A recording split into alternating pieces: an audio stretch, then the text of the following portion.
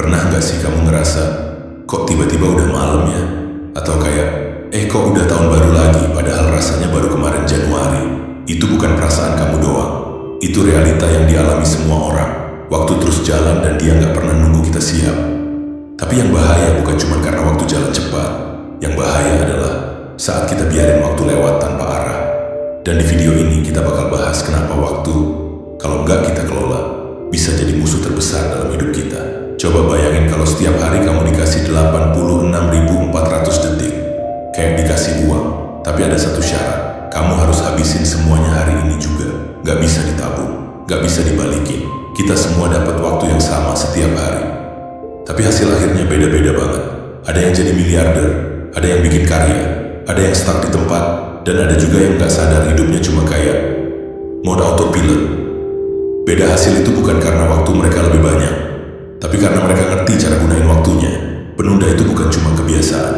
Dia tuh perampok, tapi licin. Gak kelihatan, gak pakai topeng, gak ngancam kamu pakai senjata. Tapi dia nyedot waktu kamu pelan-pelan sampai akhirnya kamu sadar. Loh, kok hari ini gak ngapa-ngapain? Nunda bukan karena kamu malas, tapi karena kamu ngerasa selalu ada nanti. Tapi nanti itu gak pernah datang kalau kamu gak paksa diri kamu buat mulai. Dan hebatnya si penunda, dia sering nyamar jadi istirahat. Jadi scrolling bentar, jadi gue butuh healing dulu. No, padahal kamu cuma kabur dari apa yang sebenarnya bisa bikin kamu maju. Ketika kamu buang waktu hari ini, mungkin gak langsung kelihatan efeknya. Tapi kayak domino kecil. Sekali jatuh, dia bakal jatuhin yang lain. Contohnya, kamu skip belajar hari ini, besok kamu masih bisa kejar. Tapi kalau kamu skip 7 hari, 30 hari, 3 bulan, gapnya makin jauh. Lama-lama kamu bukan cuma tertinggal, kamu lupa cara ngejar. Dan ini bukan cuma tentang sekolah atau kerja, tapi juga relasi, kesehatan, mimpi, semuanya pelan-pelan aus kalau nggak dijaga. Dan waktu diam-diam ngambil semuanya.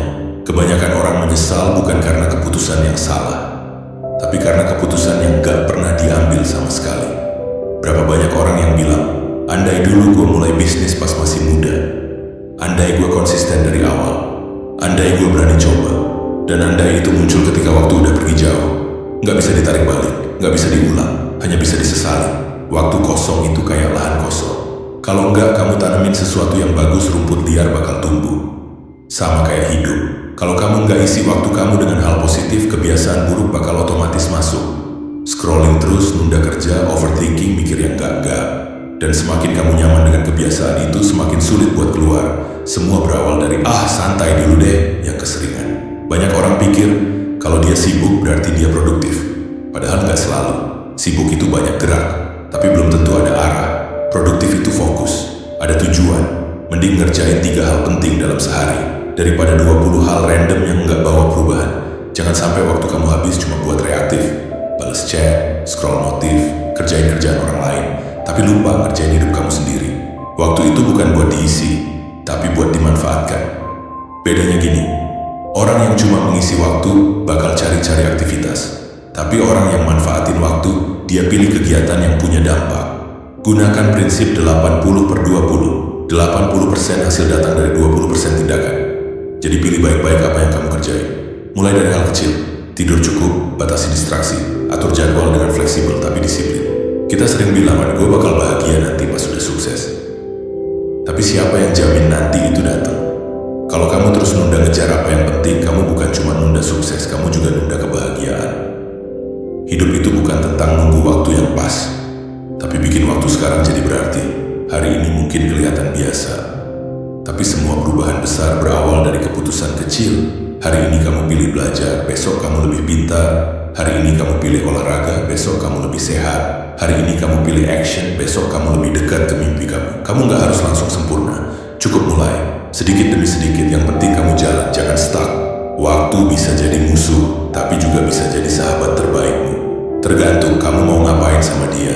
Kalau kamu manfaatin waktu dengan bijak, hidup kamu bakal berubah. Bukan cuma lebih produktif, tapi juga lebih tenang, lebih terarah, dan yang paling penting, lebih berarti. Jadi sekarang, pertanyaannya, kamu mau ngapain hari ini? Setiap orang punya waktu emas, waktu di mana otaknya paling fokus, energinya paling tinggi. Ada yang pagi-pagi jam 5 udah on fire, ada yang justru malam hari bisa kerja tanpa gangguan. Kenali jam produktifmu, lalu taruh tugas terpenting di waktu itu. Jangan buang waktu emas buat kerjaan ringan kayak balas chat atau scroll media sosial. Lakukan hal yang penting di waktu yang terbaik. Multitasking itu mitos. Otak kita nggak bisa fokus kedua hal penting sekaligus. Yang terjadi sebenarnya adalah switching, dan itu menguras energi lebih banyak. Makanya kamu kerasa capek banget padahal baru kerja bentar. Solusinya, bikin prioritas. Kerjain satu hal penting dulu, baru pindah ke yang lain. Gunakan teknik kayak Eisenhower Matrix atau ABCDE Method buat nentuin mana yang penting versus mendesak. Ingat, semua orang punya waktu yang sama. Yang beda cuma apa yang jadi prioritas. Kamu nggak perlu jadi robot buat ngatur waktu. Tapi kamu butuh sistem yang bantu kamu tetap waras. Beberapa teknik yang bisa kamu coba. Pomodoro Teknik. Kerja 25 menit, istirahat 5 menit. Cocok buat yang gampang terdistraksi. Time blocking. Bagi waktu harianmu jadi blok aktivitas. Cocok buat freelancer atau entrepreneur. 2-minute rule. Kalau bisa dikerjain di bawah 2 menit, kerjain sekarang juga. Biar nggak numpuk. Gunakan teknik yang cocok buat kamu, bukan yang viral doang. Hidup bukan cuma tentang kerja.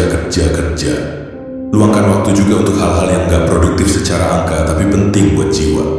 Ngobrol sama keluarga, nongkrong bareng teman, baca buku santai, jalan kaki sambil mikir.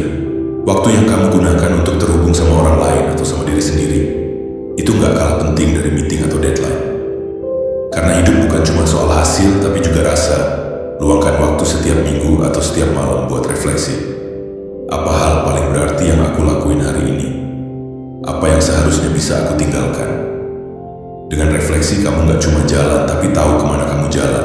Bikin jurnal, nulis gratitude list, atau cukup duduk sebentar dan tanya ke diri sendiri, apakah waktuku hari ini bikin aku jadi versi terbaik dari diriku?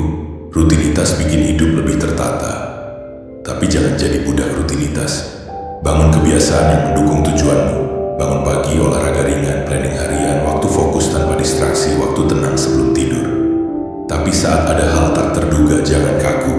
Adaptif itu kunci, rutinitas itu fondasi, bukan penjara. Kalau kamu terus nunggu waktu senggang buat mulai sesuatu, kamu bakal terus nunggu. Waktu luang gak akan datang, dia harus diciptakan.